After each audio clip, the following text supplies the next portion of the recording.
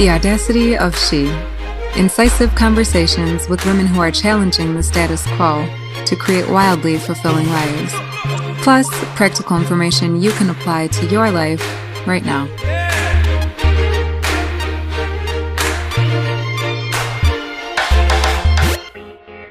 Hi, thanks so much for joining me today. This conversation is with Tanya Boigenzahn, who is the founder of Devanati School of Yoga and Wellness.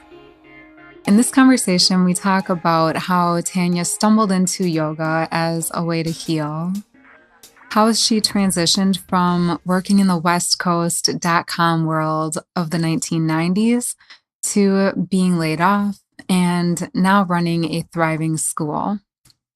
She tells us about the moment she knew she would teach yoga for the rest of her life and how everything we experience always brings us to this point. We talk about the importance of doing what you love, of staying fascinated and deepening your knowledge, and being willing to be helped, mentoring others so that they can be skillful.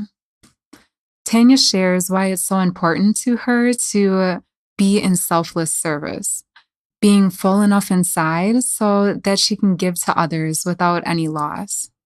She discusses joyfully showing up and offering compassion or kindness or assistance and the joys of seeing a person's burden lifted. We also talk intuition and getting closer to the soul. Tanya's work always really inspires me, so enjoy this conversation and I will see you on the other side. Tanya, greetings. How are you? I am well. Thank you. Super excited to be talking to you today from London. Yes, I'm here for a couple more days and then I'll be coming back home. Spending a week over here helping with some yoga training and hope to come back and do more over here. That is so cool. That's one of the things that inspires me so much about watching you is that you're always somewhere different in the world. Like it seems like every other month. Yeah, I do a lot of travel. Some of it's work related, a lot of it is, and some of it's just pleasure and how I kind of let down and get some space. I work, again, what I do for my career, it's work, but it's also something that I love. So I try not to think of it as work, but I kind of work hard, play hard, I love to travel, and it's a good way for me to kind of get out of the day to day. I tend to get kind of headstrong at home because I office from home. And when I change my environment, I get a lot more downtime. Yeah. Oh, totally. That makes such good sense.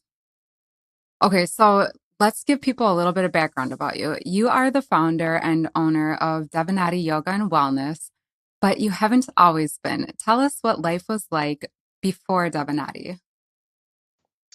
Well, I started teaching yoga in the mid-90s. I stumbled into yoga when I was in college to help me with some health concerns, and it helped me more than anything else. I saw all these doctors and they didn't know what to do with me, and I started feeling better. So that was something I always practiced, and I navigated through the world in the late 90s and early 2000s in the .com world, but I always taught yoga. So I knew that someday I wanted to have my own school and travel and teach. And so it was kind of over a period of time. I lived out on the West Coast and taught, but always on the side. And then eventually when I left the .com world, I moved back to Minneapolis, and then started my school there. But I taught at a different studio for a while until I opened my studio, and to focus mainly on tradition and specific trainings and wellness certifications and going deeper into the philosophy and all that kind of stuff. And along the way, I also learned a lot of other modalities that weave into the yoga, such as energy medicine and Thai yoga bodywork, Ayurveda, yoga therapy, and a variety of other things. Yeah, that was how I met you, was when I came to you to have some Reiki work done. So I had a really great experience there. Now, your school, like you called it a school, it's not Right. just a yoga center. So tell us how you ended up on that path and why you didn't want it to just be a kind of drop-in studio. Right. Well, for years I had been working at or running my own yoga studio. I spent 9 years at another place that was mainly a studio. And for me, in my career path, I was just interested in sharing, just a higher level of teaching, something that wasn't just a drop-in kind of situation. And when I opened the doors to Devanati, it was meant to be like, Tanya's studio, like come see me for Thai yoga bodywork training or yoga teacher training, or see me for a consult or whatever. And then I kind of allowed a lot of other things to happen there too with more people. And so it was a couple of years ago now that I kind of simplified and went back to my original intention of being really just a school. And I still do have other really amazing teachers involved that help me run the programs. And we host also really amazing teachers that are world renowned. But the main focus is less of a day-to-day yoga class situation. We focus mostly on training, higher education, immersions, mentorship, guest teachers, and like workshop series. So I don't actually teach a drop-in class anymore. I teach workshop series. I'd rather take a student through a consistent theme over a period of time than just see them every once in a while. And that's actually traditionally how yoga was, is you wouldn't just dabble and come here and there. You would come the same time every week, see the same teacher. And honestly, in the 20 some years that I've been teaching, I feel like that's the best way for students to learn, is to commit to something and keep showing up consistently in the same setting so that you can deepen your practice. Mm, yeah, absolutely. So how did you know back when you were on the West Coast and doing all this tech work, how did you know that you wanted more? Oh, that was easy.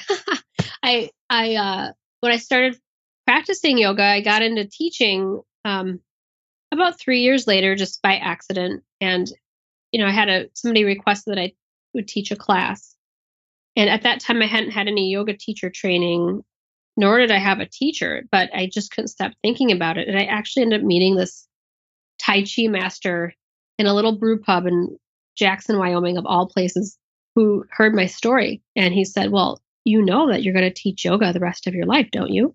Mm, And something about that moment, it just like, it was a shock to my system in a good way. Like I just knew that that was what I came here to do. And it just wholeheartedly gave me this insight to everything else that had happened in my life to that very moment, that, oh, everything that I've experienced has led me to this moment. I could see why, I stopped being a pre-med student. I could see why I travel the world. I could see why I had a, illness that nobody could define when I was 20 years old, but yoga helped me. And so all the dots came together. So it gave me tremendous energy to pursue that, because I had such a personal experience with the power of these teachings. mm, So, as I continue to explore my other sets of tools, financially, I mean, teaching yoga at that time wasn't going to pay my bills. So I just happened to get into .com, and that was lucrative. But I always knew that that was just a stepping stone to me doing something bigger with my passion, which was yoga and its related modalities. mm. So it's kind of one of those things where, I was there doing the work, but I always knew I wasn't going to be there. And then I actually got laid off when the .com bust happened in 2001. And part of me was a little scared, because at that time everybody made a lot of money, but we spent money thinking that it was just around the corner. But I also knew, well, gosh, I'm working really hard for these companies that I don't really care about. Can I just put that into what I love and make that successful, so that I can be, profitable, but doing what I love. Mm. So that was my attitude. And I also knew that I wasn't going to just teach yoga. That's where I was smart about it. I said, well, okay, well, if I'm going to really do this, I want to diversify myself. I want to study energy medicine and Thai yoga bodywork, and build my toolkit so that I can see multiple different types of clients and not get burnt out. That was the other thing I saw too. Like friends who did massage, they were all burnt out and doing the same thing. And I knew that consciously having a variety of different things that all kind of spoke the same language, but were different facets of it, was going to keep me interested and also deepening my understanding of it. And that's what actually happened. Mm. So then how long did it take you to, how did you get the courage to take that leap then when you had gotten laid off? When I got laid off, it was like, well, I mean, what happened was I got laid off. I was living in Portland, Oregon at the time. My job was actually based in San Francisco, and I was telecommuting for about a year. And, there was some unemployment compensation, but it wasn't very much. It was like $900 a month. And I hadn't saved a lot of money. So I was like, well, I can't like ding around too long. But at that time, I finished my yoga teacher training, and I was actually planning on starting to teach yoga more specifically in Portland when I found some freelance work back in Minneapolis, and I came back there for that, and I ended up staying. Yoga was still kind of just getting its legs, and it allowed me to, do a lot quickly with my experience teaching and my studies. I would honestly say too, I really thought about it, but a lot of it was the situation at the time when I got laid off. Within 3 months, every single friend I had in Portland that worked in .com in the kind of work that I did, which was design, everybody was laid off. So there were no jobs. So it was kind of like, well, I guess, I can live off my really stingy unemployment and I can try to do what I love, let's just see what happens. So it was really in a lot of ways, it freed me from feeling obligated to just go back and work a job and save money. It kind of, helped me move past the illusion that you have to have a certain amount of money to make yourself successful. I would actually say, sometimes you do, depending on what you want to do, but a lot of times it's your passion and your resources. And I was able to do a lot of the things that I would have maybe had to hire out for because I had that background in marketing and web design and things like that. I could make my own flyers. I could make my own website. I could do that stuff. And it just made it easier for me to get the word out there about what the things that I... Yeah, it seems like everything kind of lined up perfectly for you to have no option but to pursue your passion, huh? Yeah, I think it did. But I just always thought I'd stay in Portland, though, to be honest. I loved living there. So it took me a little while to get accustomed to living back in Minneapolis where I grew up, and I never thought I'd live there again. But now, did you think you would leave Minneapolis? After you came back, did you think you would leave again? Oh, for sure. Yeah. I was there temporarily. All my stuff was in storage in Portland, and I was going to move back. And a few things kept me there. And then I actually moved back to Portland a year later. And then when I got there, I realized, you know what? Everything I want to do, I'm already doing in Minneapolis. I need to go back there and just put my head down and accept it. And that was, eating a little humble pie. And there's still some sadness about that because I do feel like when I lived on the West Coast, there was, just a different energy that suited me really well. But at the same time, I'm just so grateful that I get to do what I love to do here, and I wouldn't change it. Yeah. So let's talk about that a little bit. How does life feel for you now? Because you travel so often. You have this amazing school that changes lives. You host teachers from around the U.S. How does that feel? It feels good. At the end of the day, I'm a pretty busy person. People say, how do you get done what you do? But I just stay organized and I try to stay consistent with my vision.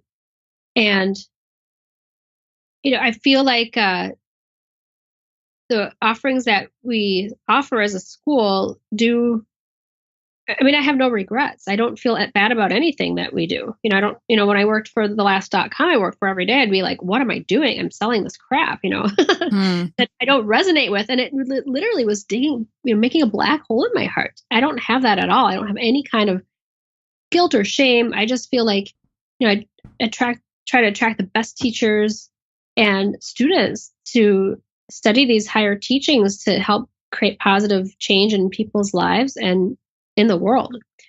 So as far as losing energy on that, I don't have any loss. That keeps me going for sure. Huh. And what helps you to navigate and keep going when you have ups and downs, just in entrepreneurship in general? Hmm.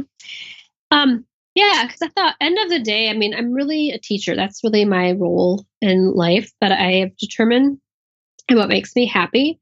And as an entrepreneur, somebody that runs a business, I mean, there's a lot of challenges just with time and energy and personal relationships and all that stuff.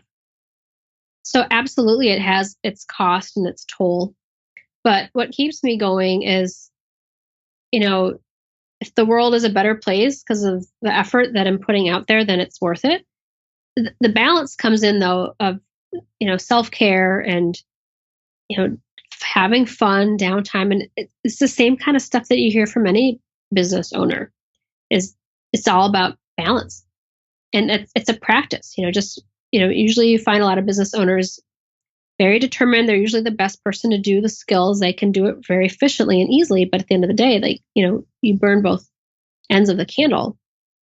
So you have to ask for help and be willing to be helped and mentor others so that they can be skillful and then let go.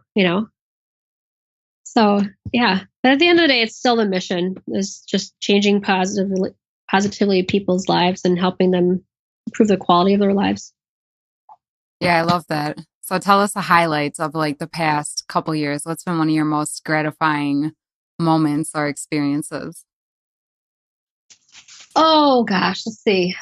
There's quite a lot of gratifying experiences. I love seeing the transformation of a student, really getting it. And then, at the end of our programs, everybody has to teach a full class for observation and seeing how they put together their class and sharing it with others and the smiles on their faces. Um, and then I always do an exit interview with students so I can, have a chance to just sit with them one-on-one and kind of review their time. And, I remember talking to a student last year who was saying that she felt so overwhelmed with all the information because we do supply lots of that in our programs.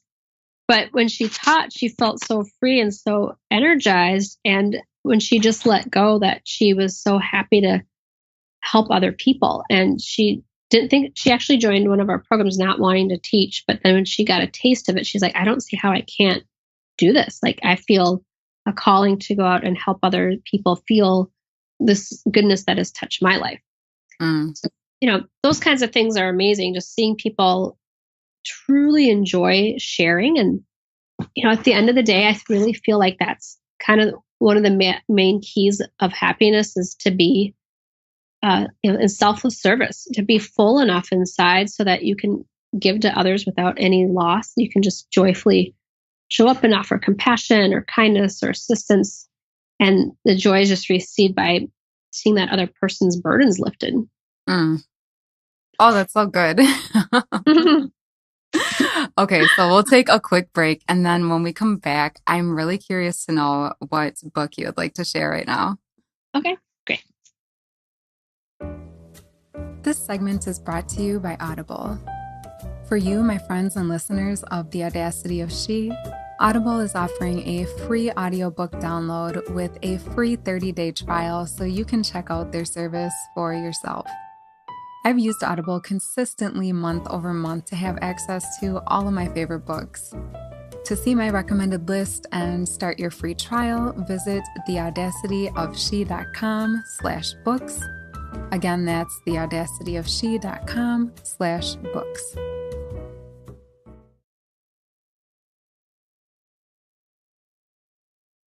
All right, Tanya, we are back, and I'm super curious to know what book you'd like to share. Well, I'd like to actually recommend an Oracle card deck. I love using Oracle cards as a way to tap into my intuition. Every day I pull a different card in the morning when I'm setting my morning intentions. And it just helps me kind of see like what's on my radar, what's in front of me that I'm not paying attention to, and how can I pull out some of those answers. And my favorite deck that I'm using right now that's awesome for women is called the Wild Kuan Yin Oracle. And it's by a woman named Alana Fairchild. You can get it on Amazon.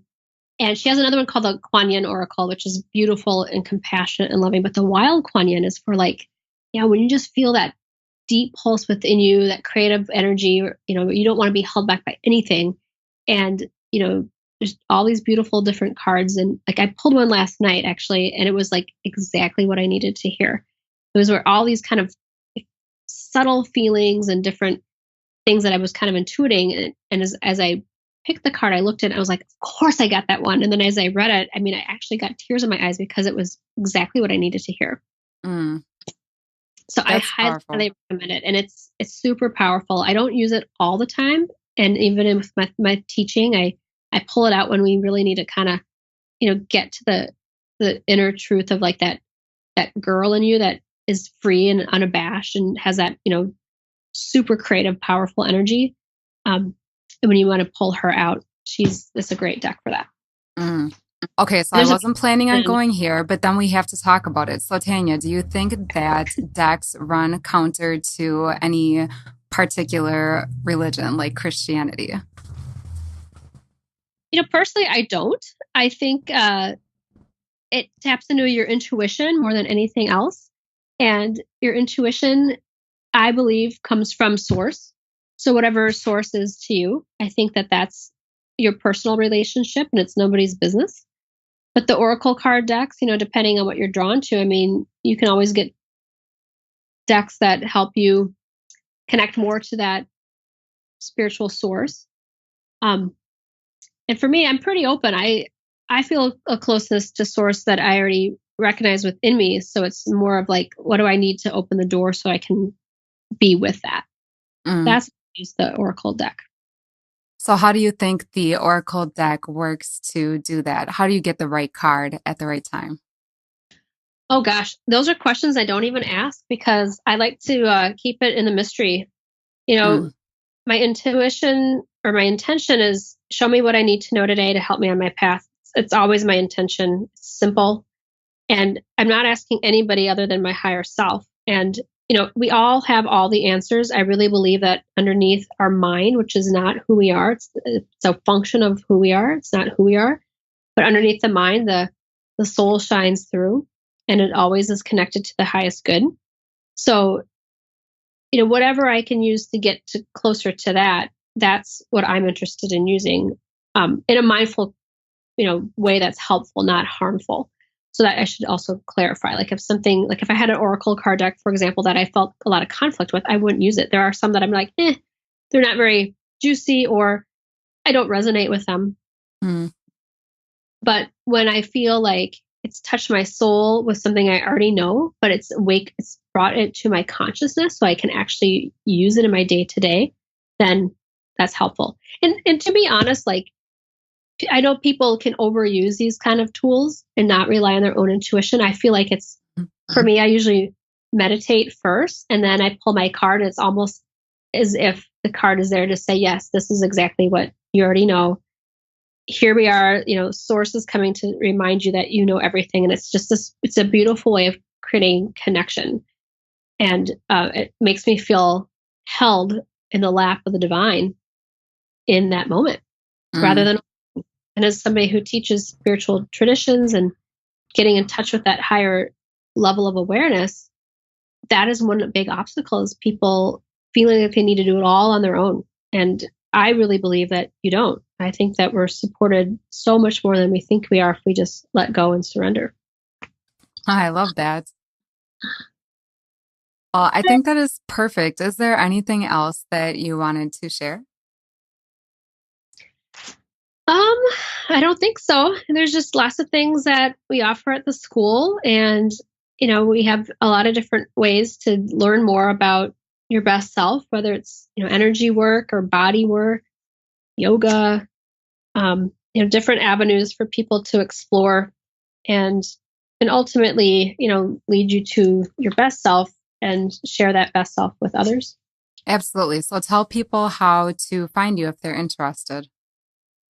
You can find Devanati, which is Devanati School of Yoga and Wellness. We're on the internet at devanatiyoga.com. Same thing from Instagram and Facebook. It's, hashtag Devanati Yoga. And yeah, if you go onto the website, you can contact us. We are updating the website pretty soon, so things will change around a little bit, but hopefully it'll be easier to navigate. That's the intention. Yeah, so obviously really accessible for people who are living in the Twin Cities, but I think also really worth a trip for people who are around the country and maybe even out of country. I know you have Rod Stryker come by sometimes and Mhm. other noteworthy speakers. That's true. We get a lot of people that travel in for different things. We had people from in our summer teacher training, which is a month long. We get people from all over. We only had 3 people from the Twin Cities last year. We had a Wow. Morocco student, Kansas, New York City. So people do come and spend time at our school just because they say that we offer what they're looking for. Just in-depth study. This is all we do. We're not just dabbling in yoga, and I'm not a business person running a yoga school. I'm a yoga teacher. Happen has school. So I think the intention is there. And, I also travel and teach, and a lot of the teachers that teach at Devanati, we also travel a lot. And hopefully that'll become more of the norm. I love to travel and teach and bring these teachings to new people. And as my son gets older, I'll do more of that too. Awesome. Well, thank you so much for joining us today. Thank you. It's really great to talk with you. Yeah, you too. Take care. Thanks. Bye-bye. Did today's topic inspire you, encourage you, or challenge you to look at your own processes in a different way? Join us in our Facebook group to continue the conversation. It's where all the good stuff happens after the show. It's theaudacityofshe.com/Facebook. Again, that's theaudacityofshe.com/Facebook. See you there.